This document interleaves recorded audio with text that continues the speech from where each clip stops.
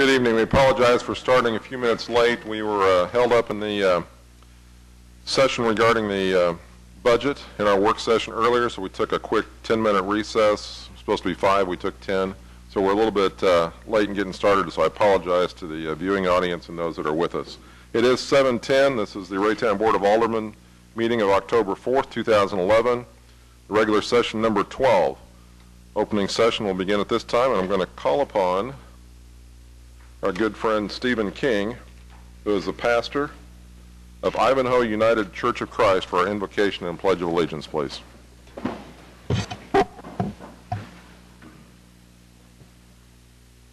Holy Spirit of truth, please hear our prayer. As the Raytown aldermen meet to attend to the people's business, we ask that you liberate our minds from any and all prejudices. We ask that you take away any bias that any of us brought to this meeting. Give your people mutual respect no matter what issue brings them to this place tonight. Let our attitudes be positive and productive. We have enjoyed a mild day of sunshine and gentle breezes, one of the prettiest days of your amazing creation. Let us act as neighbors to one another this evening. Help us with our listening, because that is often more important than our speaking. We ask your blessings, Holy One, on all that happens here tonight, and on our families, neighbors, and friends in Raytown. May justice be the goal and objective of the deliberations conducted here. May mutual respect be the means to every end we seek. Thank you for hearing us. Amen. I pledge allegiance to the flag of the United States of America and to the republic for which it stands, one nation, under God, indivisible, with liberty and justice for all. Thank you, Pastor.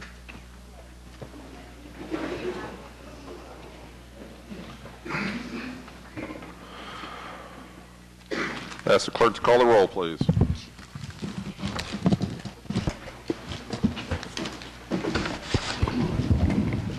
Alderman Kramer? Here.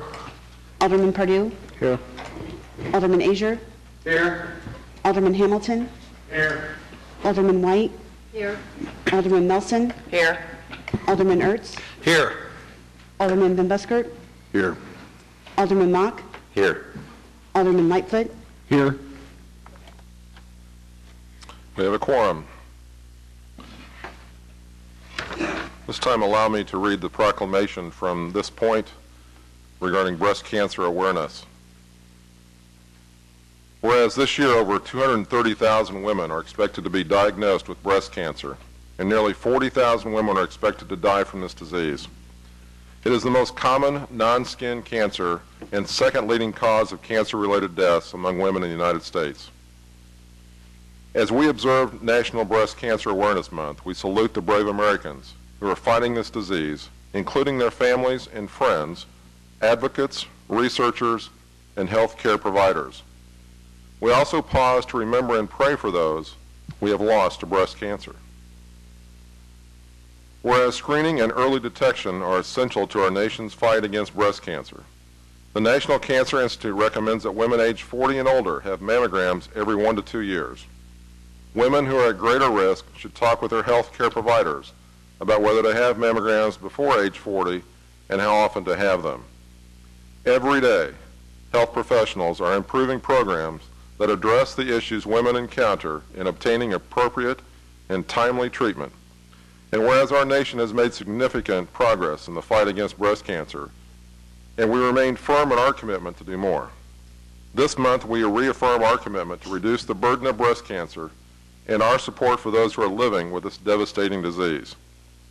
By raising awareness of this disease and supporting research, we can usher in a new era in our struggle against breast cancer. I, therefore, David Bauer, Mayor of the City of Raytown, do hereby recognize the month of October as Breast Cancer Awareness Month throughout the City of Raytown, Missouri. And I encourage all Raytown residents, government agencies, private businesses, nonprofit organizations, and other interested groups to join in the activities that will help Americans understand what they can do to prevent and control breast cancer. Signed the 4th day of October. Now, if I could get Matt Mace to join me at the podium, please.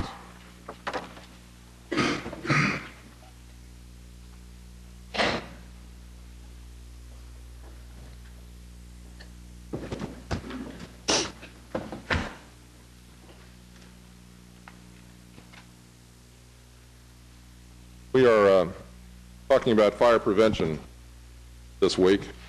That's the subject of the proclamation. I'm particularly drawn to the fact that this last week had a number of incidents in the Kansas City area, brought attention to the fact that we must be aware of what happens in our home. Most often fires occur. Never underestimate what you can do to make sure your family and friends are safe in your own home. Our own fire department, and Matt will talk about that more in a minute, we can help you with that. We have smoke detectors that we can help you get or even give people. We have batteries. Please do not underestimate the value of smoke detectors ready for the alert they need to provide the family in your home. The City of Raytown is committed to ensuring the safety and security of all those living in and visiting our city. Whereas fire is a serious public safety concern both locally and nationally, and homes are locations where people are at greatest risk from fire. Home fires killed more than 2,500 people in the United States in 2010. That's according to the latest research from the National Fire Protection Association. And fire departments in the United States responded to more than 300,000 home fires. Heating and electrical equipment and smoking materials are among the leading causes of all reported home fires. Home candle fires are reported to a U.S. fire department every 30 minutes on average. That's candles in the home every 30 minutes. Fire department. Risk of dying in a home structure fire caused by smoking material rises with age. Working smoke alarms cut the risk of dying in reported home fires in half. Whereas Raytown's first responders are dedicated to reducing the occurrence of home fires and home fire injuries through prevention and protection education. Whereas Raytown residents are responsive to public education measures, are able to take personal steps to increase their safety from fire, especially in their homes. 2011 Fire Protection Week theme is Fire Prevention Week, Protect Your Family from Fire. Effectively serves to remind us all of the simple actions to keep our homes and families safe from fire during the Fire Prevention Week. I, David Bauer, Mayor of the City of Raytown, do hereby proclaim October 9th, 15th, 2011 as Fire Prevention Week throughout the City of Raytown. Urge the residents of the city protect their homes and families by heeding the potentially life-saving messages of Fire Prevention Week. Support many activities, efforts for our Raytown Fire Protection. With us now is Matt Nick. They stole my thunder just a little bit. I wanted to talk about, in the last 5 days, we've had 2 infants in the metro area die from fire. We've got a parent critically injured right now at KU Burnston. All because none of those houses had working smoke detectors. People, as parents said, we will give you smoke detectors. We'll give you batteries. We'll come install them. Most people, a $1 battery isn't going to set you back. It's simply getting. As I walked in the door, everybody's like, oh, it's that time of year again. Unfortunately, it is. That's what it takes to get you to go home, check your batteries. As a parent myself, I can't tell you how bad it would feel to be out front of my house knowing my kids were. So, I mean, we're here because we care. I want you to care. Get a battery, need a smoke detector, come see us. If you can afford one, stop at Walmart, get it. If you can't get it installed, call me. That. Thank you.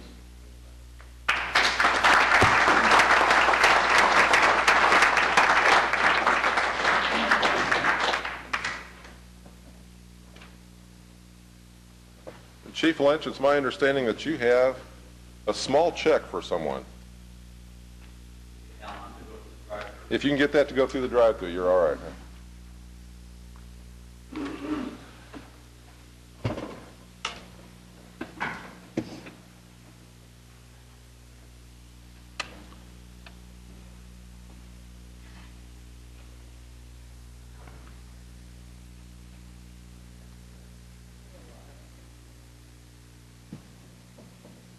Mayor, Board of Aldermen, thank you for allowing us to make this presentation. It's our 8th annual golf benefit tournament we had for Raytown Charities, and the is Al Brown and REAP.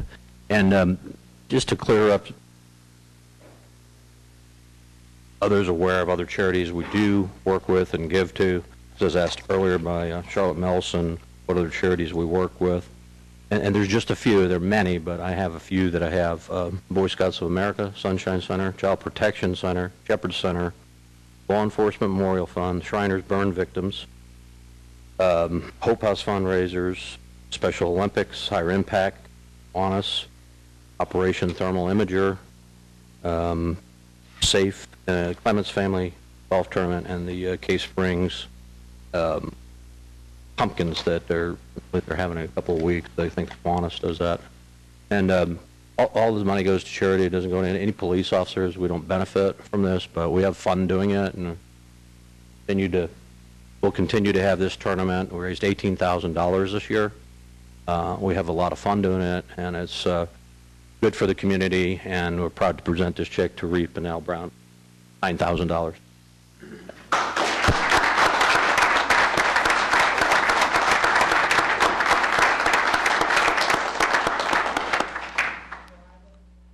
Every year when they have this benefit that we benefit from, words cannot express my gratitude, but it takes a lot of work, and many people behind me are doing it. Of course, Mike McDonough is walking away there. He is one of the biggest fundraisers. Of course, as I said, he always does it with a gun, which does help, of course. I really just want to put a challenge to everybody in this room and outside. We have a large community that oftentimes needs a small community, but it's also kind of a big community. But just think there's 30,000 people living in the Raytown city limits. If each one of you would give 1 can of food a month and $1 every month, that would change people's lives. Nobody would be hungry, but lights, gas, water would be shut off. So don't ever think that your small donation cannot make a difference. We have a food drive October the 22nd that the Rotarians and the Boy Scouts are having this year. So when you go to the store on that Saturday, do not pass by the barrels that the Rotarians are having out there, or other volunteers. Put some food in the barrel. Nobody in the Raytown community should be hungry, and you can stop that. Mayor Bauer told me a story Friday at the golf tournament. I'll try to make it short. He came to me and he was appalled. He was sad. Tears were in his eyes. Because he had seen the day before, he was going to Quick Trip or convenience store, and he saw a woman with 3 small kids holding each other's hand, and she was holding an infant. And they were all in their pajamas.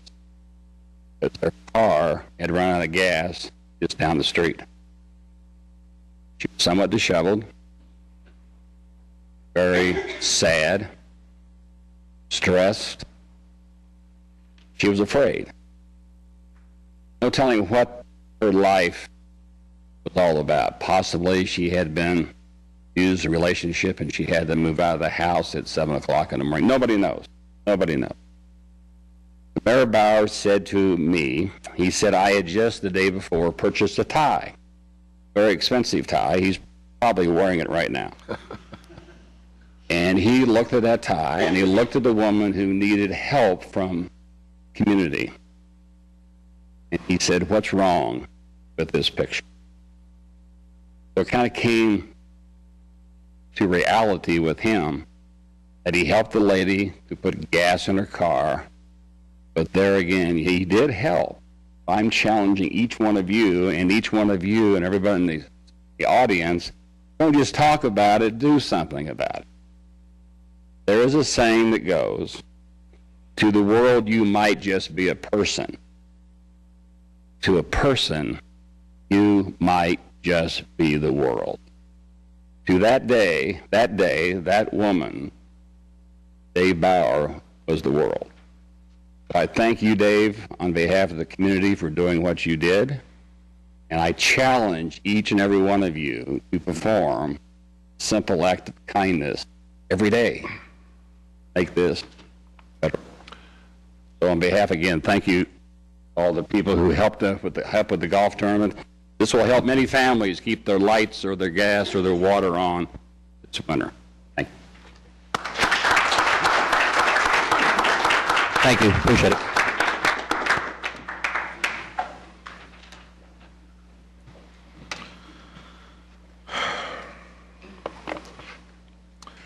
Okay, at this time I'm going to turn to the public comment section. I want to point out that we have one item on our agenda tonight that is a public hearing.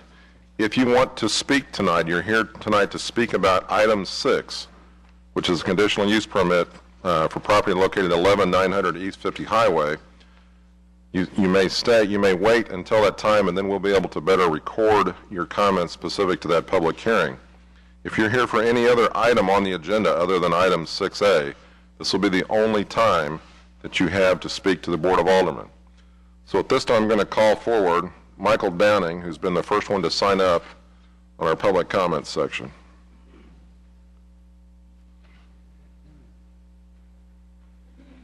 Welcome, Michael.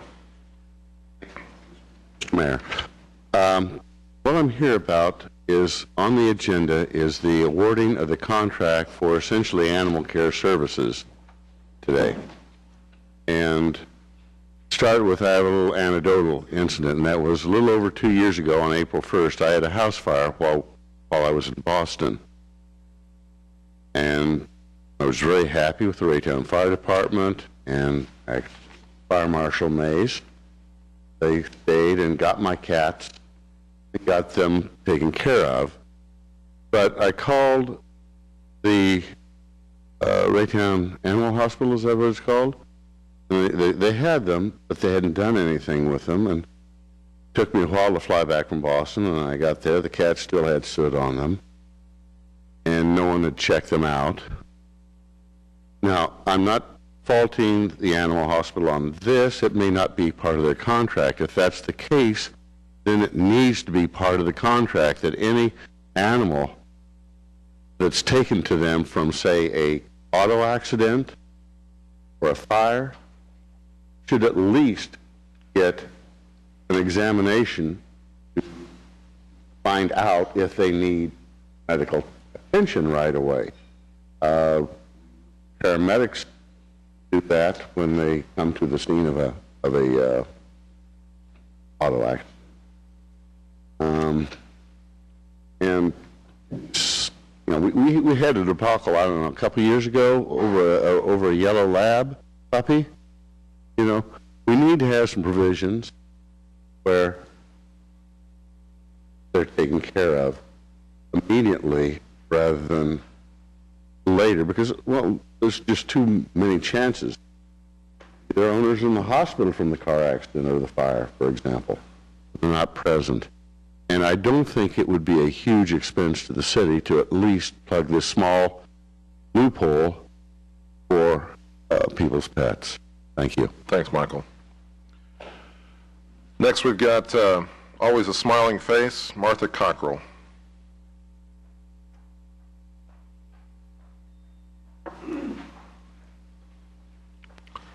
Welcome, Martha. Good evening, and thank you for this opportunity. On behalf of Raytown, Three Trails Kiwanis, and Cave Spring Nature Park, I would like to invite the mayor and the Board of Aldermen to participate in some way, if nothing else, just attending our second annual Pumpkins on Parade. This spree family event will be held at Cave Spring on Saturday, October 22nd, from 4:30 to 9 p.m. at Cave Spring. Trails are lined with jack-o'-lanterns carved by local students, community groups, artists, and the general public. In addition to the pumpkin trail, there will be games and food vendors. Last year, as well as this year, our Raytown Fire Department will be on hand to promote Fire Safety Month. Last year, in our inaugural year, we were fortunate enough to have over 1,000 people walk through the trails. We still need great pumpkin sponsors as well as carving participants. So if there's any artistic nature within your soul, grab that carving knife or tool and enter one of the pumpkins. To keep us in your mind and in your stomachs, I've brought you chocolate pumpkins, which are on your table. I thank you for your time and the opportunity to speak before you on behalf of Raytown Three Trails Kiwanis, and I hope that I'll get to see you on Saturday, October 22nd. Thank you, Martha. Thank you. And I'm collecting those pumpkins that the aldermen choose not to eat here at my station. So. And I think this is where I'm supposed to say, for my age, happy trails to you. Okay, next we got the daring duo of Pam Clark and Phyllis Goforth, please.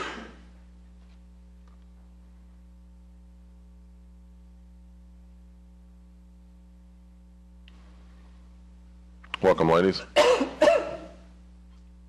And thank you, Mr. Mayor and the aldermen, the city, for all the patience you guys have shown us and the time as we have put our little holiday snowflakes for the bridge before you. You guys have been wonderful, and you're wonderful to deal with. So I now see if Pam has some more to say. And also I'll plug Pam a minute.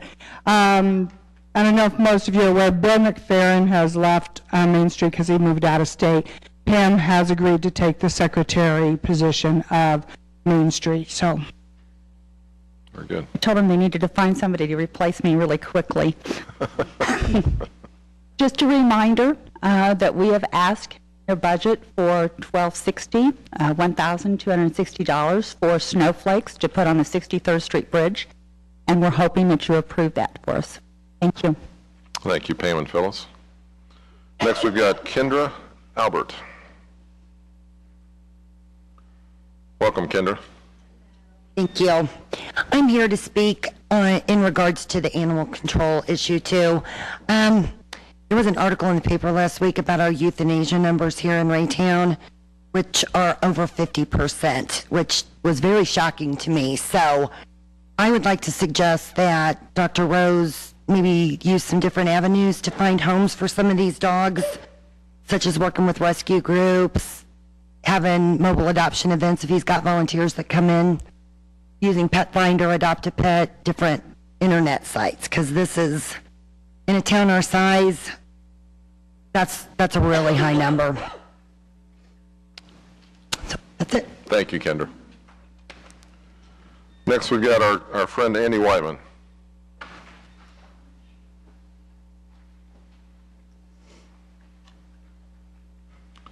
Good to see you, Andy. Good evening, Mr. Mayor, Board of Alder people. First, the conversation of fire comes up.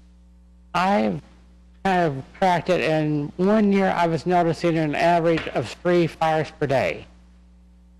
That is horrible. And what I've been thinking is many places, many places in Raytown are rentals, whether apartments or homes. Is there a city ordinance to require smoke detectors in these homes? If not, the owner or landlord of the property should be required to place proper smoke detectors and maintain them, including replacing the batteries when necessary. It should be the owner's responsibility so the tenants don't have to endure the fire. I hate to see somebody burned to death. Somebody needs to really look into this. And back to the animal issue, the Raytown Times reported that in August, 31 animals were murdered by the city. Since November 1st, 148 animals were murdered. Species was not stated, but this is horrible. I know ordinance allows this, but you are violating the civil rights of both these animals and their owners. I would like to know why you are murdering animals, since there is an adoption center across the street from Raytown Animal Hospital operated at the expense of Dr. Rose. As far as I know, the city contributes nothing to it. It's totally the city contributes nothing. So why aren't these animals being adopted out? Raytown should become a no-kill city. 2 meetings ago, a group from Wildwood Lakes addressed the board. It is their right to do so, but I object to the noisy, disorderly manner in which they exited the meeting. There happened to be a citizen addressing the board during this ruckus. I was not able to hear the speaker. I hope the board could I doubt the board could hear either and the speaker was wasting everyone's time since no one could hear him or her. Ask the people be courteous by entering and exiting in a quiet manner. Mayor and police official who is present should enforce order so the meetings are not so disrupted. You just had an early meeting discussing the budget. I wanted to hear the presentation, but unable to hear that due to disability. Why are these meetings scheduled so early? And I just spoke with Mahesh, and he said you didn't conclude the meeting, some of it will continue through an amended agenda. So at least we get to hear part of it. As I was going to say, this prevents citizens who work day hours from attending. It also prevents some aldermen from attending. There was an alderman who voices a conservative opinion. Are these meetings to prevent attendance by certain people? It's been alleged that the time is set so that department heads who don't live anywhere near Raytown don't have to wait 2 hours for the meeting. I thought those 2 hours were give them time for dinner. With these early meetings, do they work early? Do they leave work early so that they may have dinner? If any of them suffer from hypoglycemia, as I do, the city's opening itself to a workers' comp claim. The 2 hours wait could be resolved if department heads are required to live in Raytown when they renew their contracts. You will state the meetings are on TV, which Mahesh has just stated, but this is on cable TV for the rich. And the rich must have a certain provider. So it is not a public meeting. In fact, I can't see how the city can claim that putting something on TV is a legal notice. It's not public at all. It's private TV for the rich. In fact, you're scheduling the meetings to exclude the public and to keep those ignorant of what is transpiring. The budget should be presented at the proper 7 p.m. time. I oppose the budget to an improper presentation and ask that it not be adopted. Thank you. Thanks, Andy. Next, we've got Rachel Sloan.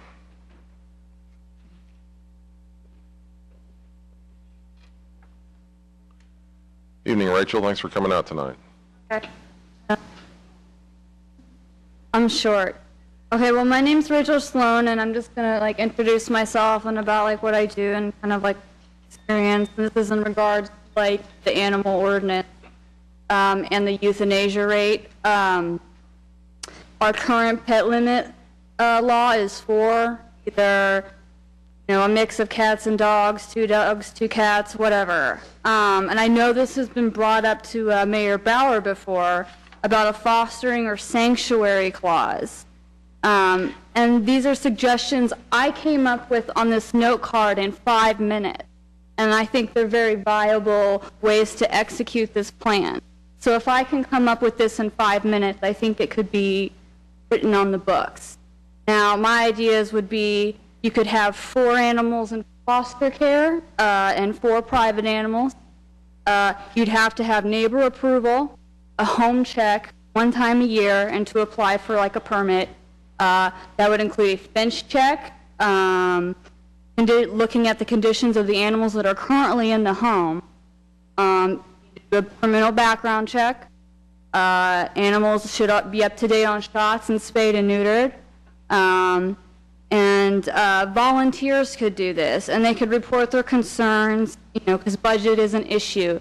They could, and there's people willing to do this, and they could report concerns and check properties, and then report to animal control.